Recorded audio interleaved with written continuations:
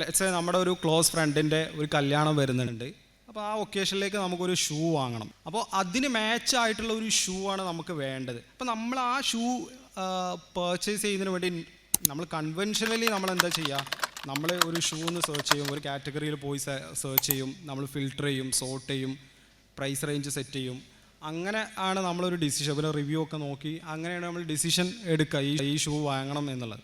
ഇപ്പോൾ നിങ്ങൾ റൂഫസ് ഒക്കെ ഉപയോഗിക്കുകയാണെന്നുണ്ടെങ്കിൽ നിങ്ങൾ ജസ്റ്റ് പറഞ്ഞാൽ മതി, I have A marriage function tomorrow, ഞാൻ ഓൾറെഡി വാങ്ങിച്ചിട്ടുണ്ട്, എനിക്കൊരു അതിലേക്ക് പറ്റിയ ഒരു ഷൂ സജസ്റ്റ് ചെയ്ത് തരാമോ എന്ന് പറയുമ്പോൾ തന്നെ പേർപ്പിൾ വൈറ്റ് കളർ പാൻറ് വേണമെങ്കിൽ ചിലപ്പോൾ ഒരു ബ്രൗൺ കളർ ഷൂ അതിന് മാച്ച് ആയിട്ടുള്ള ഒരു ഷൂവിൻ്റെ സജഷൻസ് വരും.